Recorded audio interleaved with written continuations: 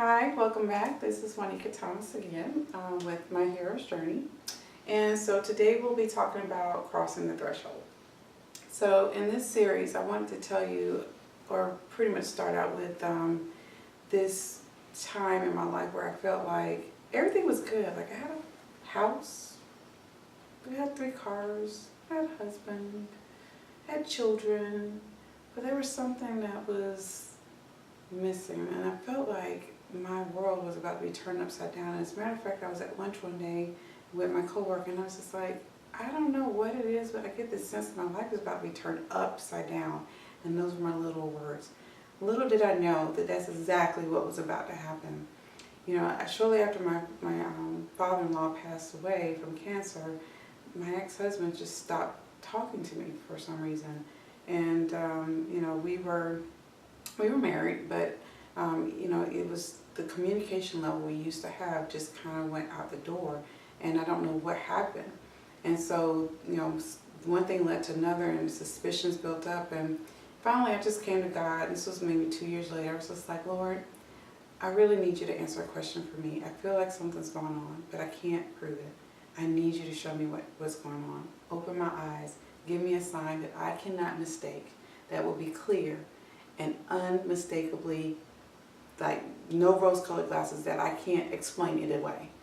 And that's when my phone, I was at work, my phone just rang several times throughout the day, and it was where my ex-husband's phone had pocket dialed me.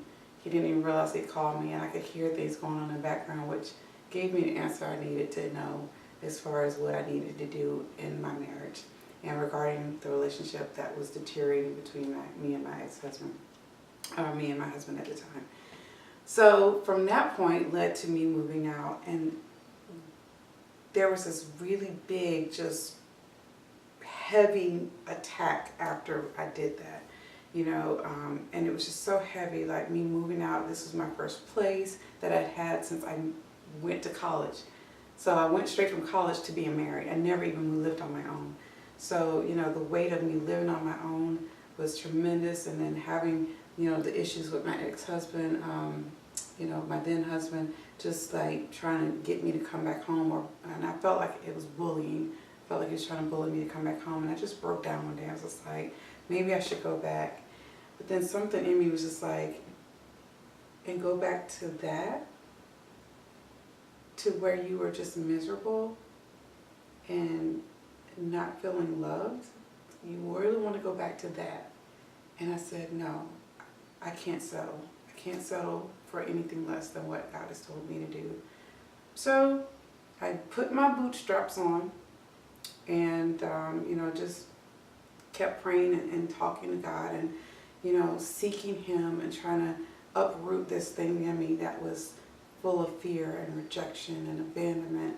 You know, I was just like, God, I need you to like pull this out of me. It was a painful process, and in that vein, I learned that I was beautiful. In that vein, I gained my confidence back. In that vein, my creativity rose back up that I used to have. I started reading again. I started dancing again. I started, you know, doing everything that was creative that was suppressed before. And also, I started modeling. I started, you know, my mom gave me her old sewing machine, and I started wanting to sew. And, you know, and I created a vision board, and I started looking at myself in a mirror and started changing my belief system and started getting rid of the lies that were told to me, you know, about that, you know, I won't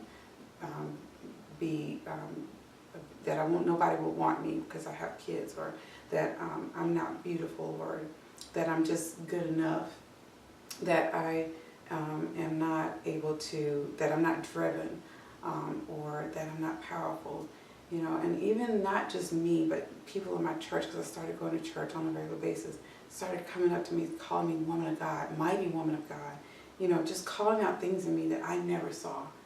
And in that instance, I felt like, okay, God, you know, my job is being bought out by another company. If this is not where you want me to be, then let me get laid off. And a few weeks later, that's exactly what happened. And I was calm about it. I was actually expecting it. And I was so calm that they were like, "Are you okay?" And I'm like, "Yeah, I'm good." And so, I just was like excited because I was like, okay, well, then that means that I'm not where I'm supposed to be. So that means God is about to open those doors and move me in the direction I need to go. And I was just like, all right, Lord, I'm ready. Little did I know I was about to go into the valley of the shadow of death because there was some more work that he needed to do to get me to a place where no matter what happens, that I will stand. That no matter how hard the wind comes and tries to knock me down, I will stand. That no matter what accusations come at me, no matter what hurtful words are thrown at me, that I will stand. And I will not sit there and wallow in self-pity or feel like a victim and thinking that people need to come and rescue me, because I had already been rescued by him. And I could stand.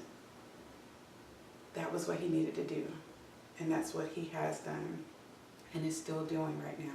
I'm still transitioning, but I feel so much stronger now, having gone through that big storm that I felt was coming, that I'm good. And shortly after my separation, I felt this overwhelming sense of joy that was coming my way. And I really believe that God is about to transition me to that place where I will have an overwhelming sense of joy and peace.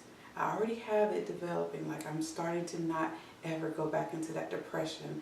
It might try to come and creep up on me every so now and then, but I'm able to come out of it a lot quicker every time it comes. So I'm believing that I'll get to a place where it will try to come and hit me, but I'll still stand. So I'm going to move on into the next story in my hero's journey, the tests, allies, and enemies. So join me there on the next one. See you soon. I'm Juanica Thomas.